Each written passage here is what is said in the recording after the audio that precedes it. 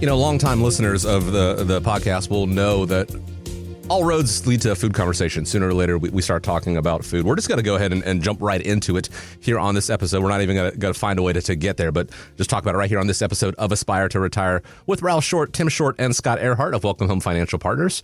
You can find them online, welcomehomefp.com. We've made it real easy for you. The link is right there in the podcast description.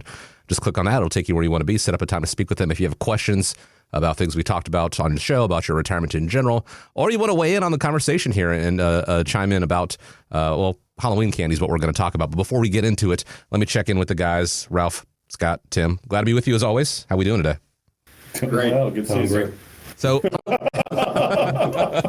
So Halloween has come and gone. And you know, I think some of us have an abundance left over. Some of us are out. Some of us did take advantage of the discounted candy that went on sale the day after. That's me. A new survey by Ferrero, the candy company, found this about adults and Halloween candy. Almost 70% of adults buy it, even if they don't expect trick-or-treaters.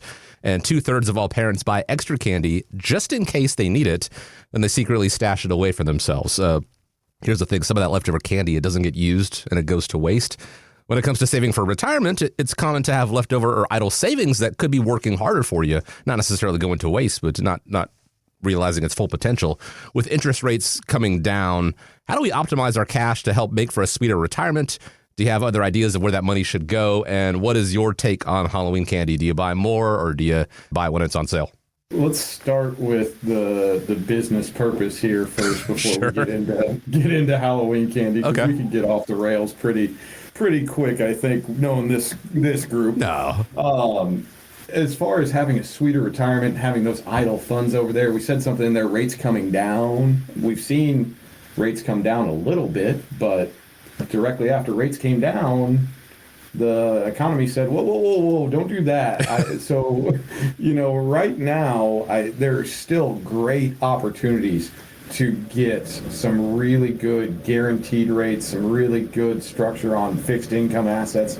Work harder for you than just money sitting in idle banking establishments, idle banking accounts where it's liquid, but it's not working for you. So what I'd tell anybody that has that type of money or is wanting to take advantage of some pretty darn good rates is to give us a call. Come sit down with us. Let's talk through the options. Let's take a look at where the assets currently are and how we could help them work harder for you instead of you working harder for them. And the saddest thing about Halloween is, as my son has gotten older, I don't get to claim the dad tax anymore because he doesn't go trick-or-treating. That is a real shame. I have to buy my own darn candy, and it sucks. Oh, so I'm not a big proponent of Halloween candy because where I live, we don't really have a lot of trick-or-treaters. So. Because you're sweet enough as it is. That's right. Oh, wow. Obviously. Oh, wow. He's really buttering me up since it was his birthday yesterday. So anyway, I would say to most people, it's really according to what they're trying to accomplish with that money. If you have excess money to do certain things with, what do you want to do with it? Is it for an emergency? Do you have an emergency fund?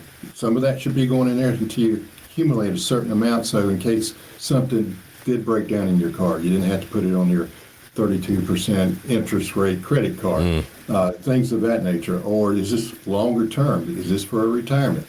Can you put more money in to your retirement program so you can take that off your taxes and reduce your taxes for the year? There's so many different things, but the other things, a lot of our clients will come in and say, you know, particularly our older clients, I just wish we could get back to where it was with CD rates at 14 to 18% back in the 80s. And I'm like, well, No. well, No. That's the reason that I tell them this is, do you remember what else was going on back in the early 80s and late 70s?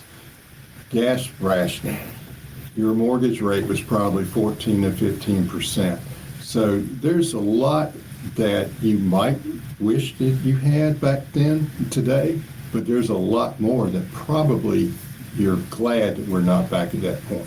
Yeah, and this is a reason why we do this retirement roadmap that we've talked about so much. because it kind of makes you understand where your money is, what your money is doing, because what you don't want is to have a whole lot of your money kind of sitting on the sideline not working for you.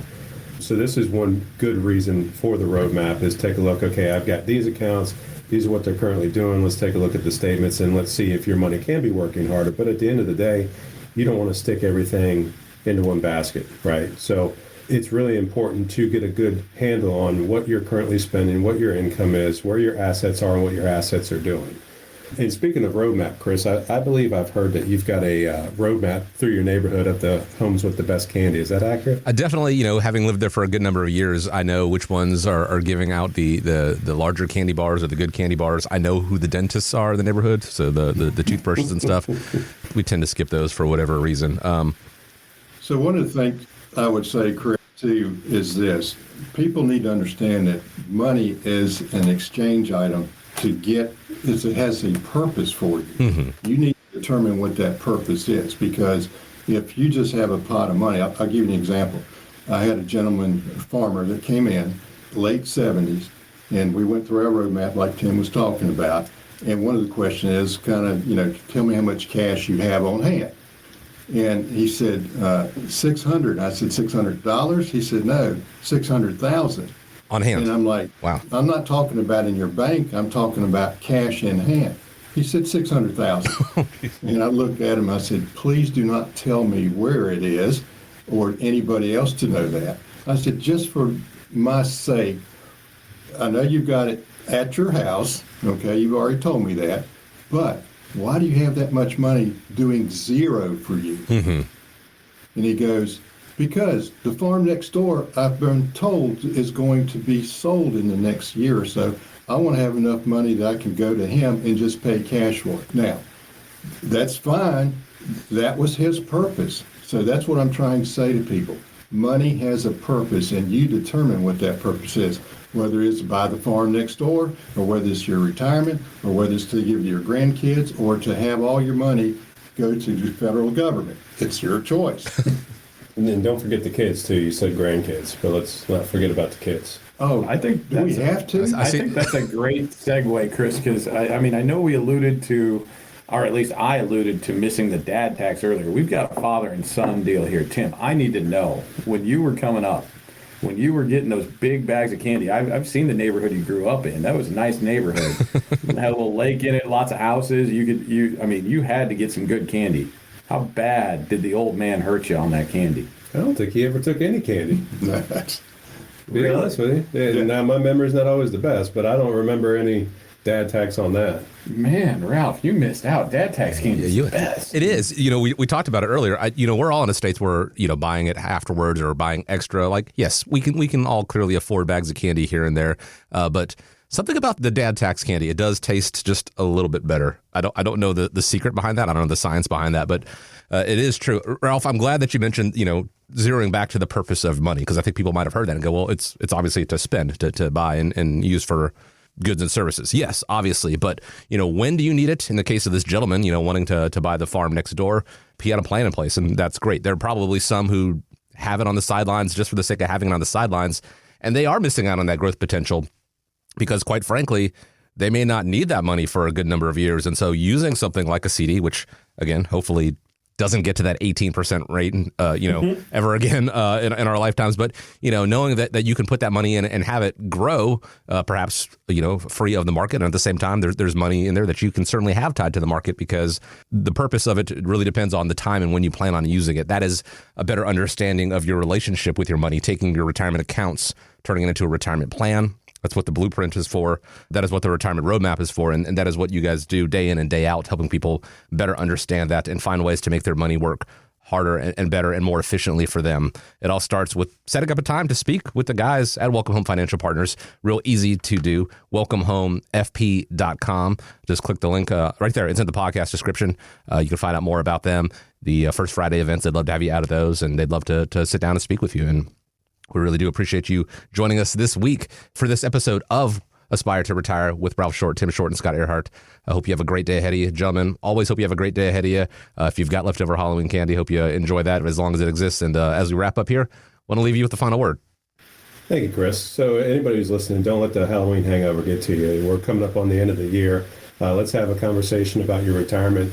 We need to make sure that you're prepared enough for your retirement, not just to get you to it, but also get you through it. So give us a call. We'd love to hear from you. Take care. All content is for information purposes only. It is not intended to provide any tax or legal advice or provide the basis for any financial decision, nor is it intended to be a projection of current or future performance or indication or future results. Opinions expressed herein are solely those of Welcome Home Financial Partners and Welcome Home Wealth Advisors, LLC. The information contained in this material has been derived from sources believed to be reliable, but is not guaranteed as to accuracy and completeness and does not purport to a complete analysis of the materials discussed. All information and ideas should be discussed in detail with your individual advisor prior to the implementation. Each individual investor's situation is different, and any ideas provided may not be appropriate for your particular circumstance.